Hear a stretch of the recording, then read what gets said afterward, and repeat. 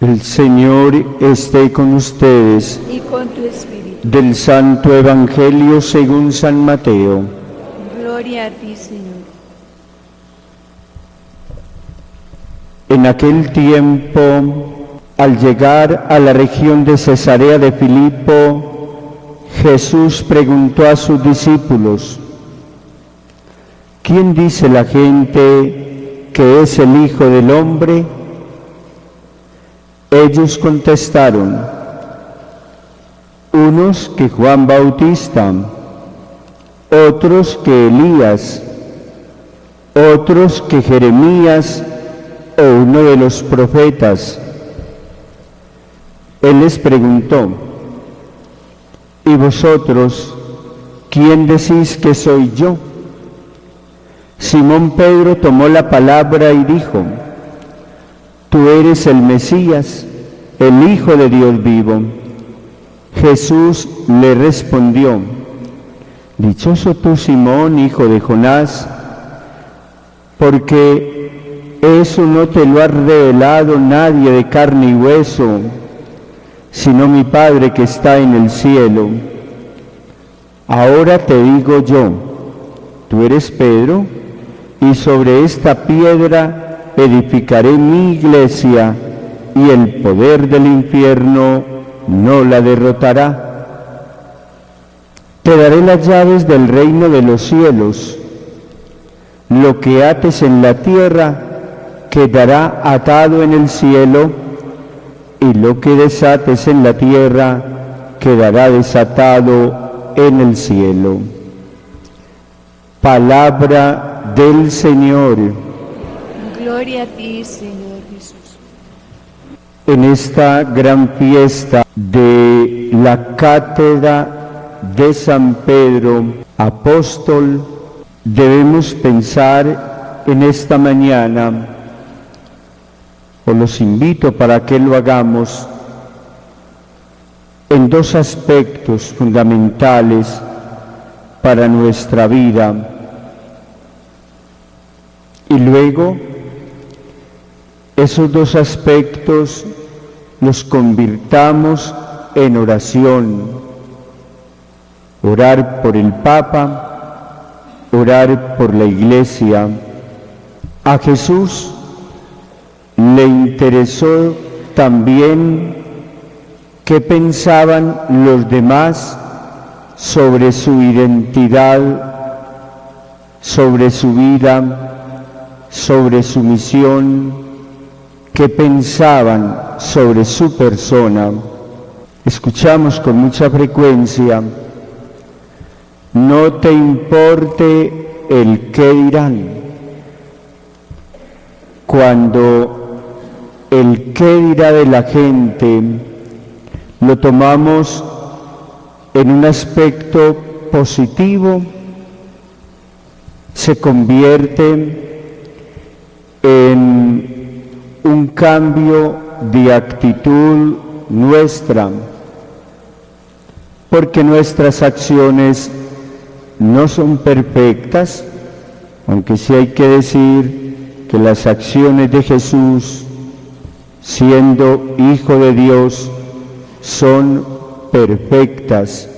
Pero pensar en ese elemento de identidad y qué piensan los demás, sí tiene valor. Esto también de decir lo que diga el otro me resbala, podría ser un error. Hay que tener oídos para las críticas constructivas que puede hacer el otro sobre uno. En este caso, Jesús pregunta: ¿quién dice la gente que es el Hijo del Hombre? El común. La mayoría de quienes esporádicamente o con cierta frecuencia lo han escuchado. ¿Quién dice la gente que es el Hijo del Hombre? Y Jesús tenía una actividad, un ser y hacer muy destacado. porque que se haya comparado con este gran profeta del Antiguo y Nuevo Testamento, San Juan Bautista, se haya comparado con Elías, y ni siquiera comparado. Unos dicen que es Juan Bautista, otros dicen que es Elías, otros que Jeremías o uno de los profetas. Podríamos expresar mejor: se confundió Jesús por sus buenas acciones, su vida, su enseñanza, sus milagros, sus prodigios, los signos que realizaba en bien del pueblo, con estos grandes hombres del Antiguo Testamento, y Juan Bautista también del Nuevo Testamento, su primo. Y él, la persona de Jesús, además de interesarle qué dice el común de la gente, quiere también saber cuál es el concepto que tiene de él quienes han caminado de manera más cerca, quienes han recibido más formación, los discípulos. Ustedes, pudo haber dicho, que tanto les he enseñado, que han tenido ciertas fatigas por seguirme, que lo han dejado todo para seguirme, o que, ¿quién decís que soy yo? ¿Cuál es la apreciación sobre mí? Y antes de Jesús pronunciar las palabras sobre la institución de la Iglesia, San Pedro responde tomando la vocería. Siempre estaba como líder, fue el primer llamado y luego también fue el primer papa. Dice San Pedro: tú eres el Mesías, el Hijo de Dios vivo. Ya tenemos la enseñanza de la palabra, la visión que tenía el común de la gente sobre Jesús. ¿Es Elías, o Juan Bautista, o Jeremías, o alguno de los profetas? Ya sabemos en la expresión de Pedro cuál es la visión que los discípulos, encabezados por Pedro, tienen de Jesús: el Hijo de Dios vivo, el Hijo de Dios vivo. Ahora, para nosotros, ¿qué significa en este primer aspecto de la reflexión de hoy? ¿Quién es Jesús para mí? Con frecuencia, algunos de entre nuestros fieles le dicen a las religiosas, al seminarista, al sacerdote: ore por mí, usted que está más cerca de Dios. Y para estar más cerca de Dios, primero, no se necesita tener muchos conocimientos, muchos estudios, grandes teorías o memorizar conceptos sobre la persona de Jesús. Esta pregunta del Maestro es más existencial. El que ora, el que se siente en el compromiso de bautizado, el que viene a la Eucaristía, practica los sacramentos, tiene una experiencia inigualable de Jesús. Y podríamos escuchar a cada uno de ustedes y cada uno daría una respuesta diferente sobre lo que es y significa Jesús para su vida. Y viene entonces la felicitación de Jesús en un segundo aspecto. Tú eres Pedro y sobre esta piedra edificaré mi iglesia y el poder del infierno no la derrotará. Allí tenemos que entender que la iglesia, en expresión de Jesús, será atacada, será criticada, porque dice el Maestro, el poder del infierno de quien piensa con pensamientos bajos a la iglesia, con pensamientos inferiores a la iglesia, ese es el infierno, no la podrá derrotar. Y hay antitestimonio en nuestros fieles, y la iglesia no se ha acabado. Y el antitestimonio es por actitudes inferiores, de infierno, del mal, escándalos, hay que decirlo, de sacerdotes, seminaristas, obispos, religiosos y religiosas. Y dicen algunos, la iglesia es tan de Dios, fundada por Cristo, la única iglesia, que ni los sacerdotes ni las religiosas como cabezas de ella, muchas veces con la falta de testimonio, han sido capaces de acabar con ella. Las puertas del infierno no prevalecerán. Las notas esenciales de la iglesia: una, santa, católica y apostólica. Misterio de comunión para la misión. El primer punto de reflexión entonces hoy es: ¿quién es Jesús para mí? Y también podría, desde la autoridad o el permiso que me da el Maestro, preguntarle a los que me rodean. Esto es una evaluación en la familia. ¿Qué significo para su familia?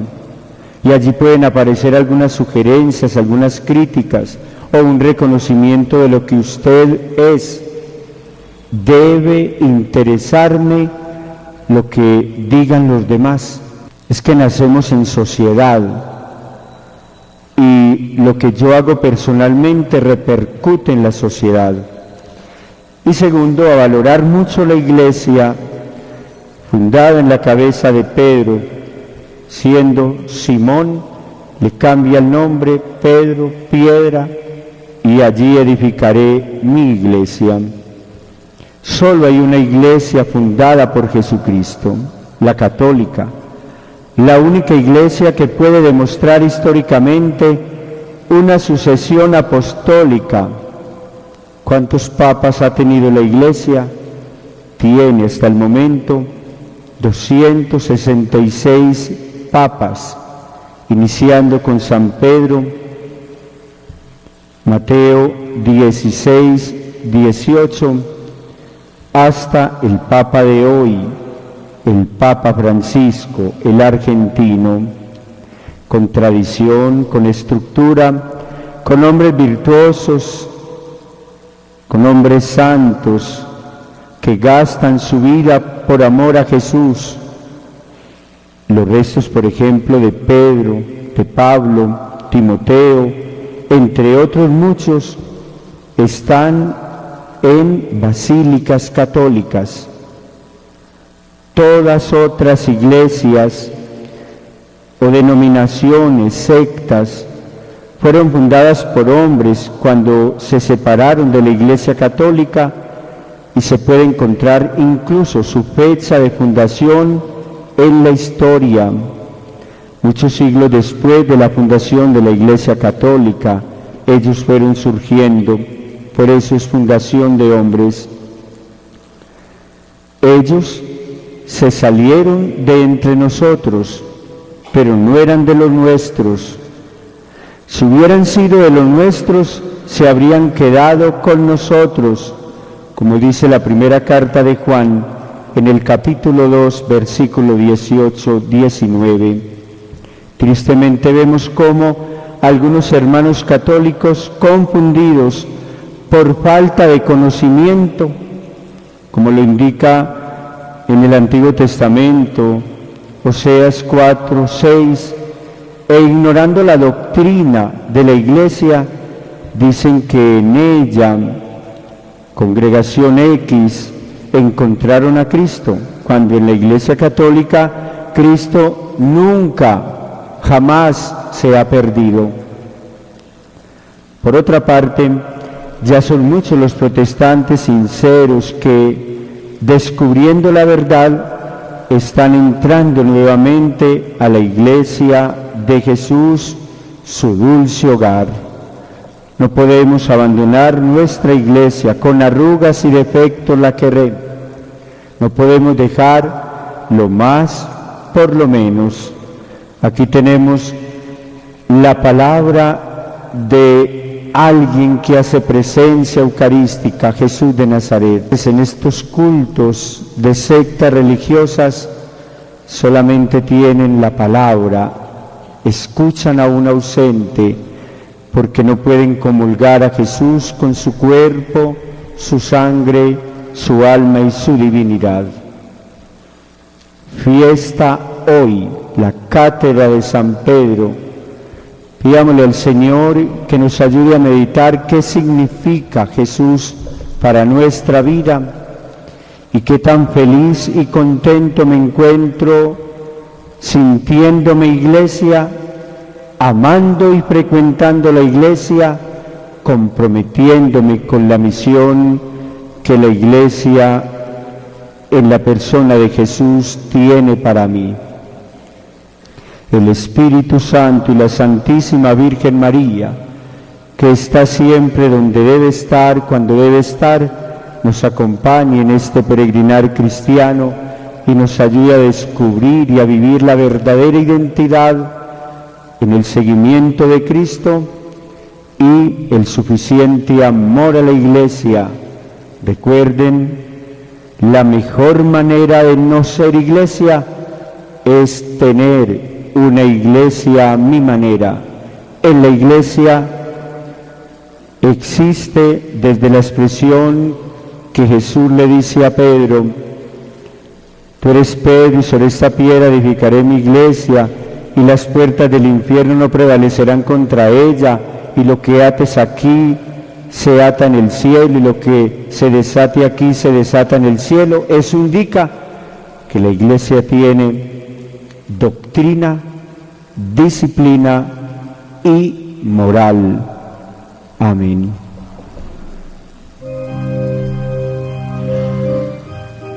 Oremos.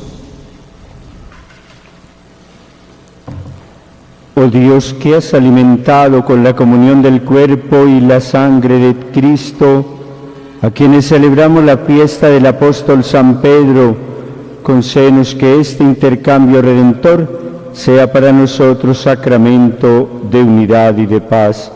Por Jesucristo nuestro Señor. Amén.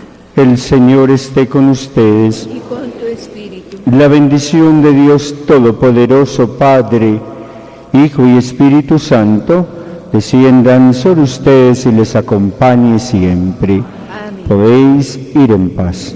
Demos gracias.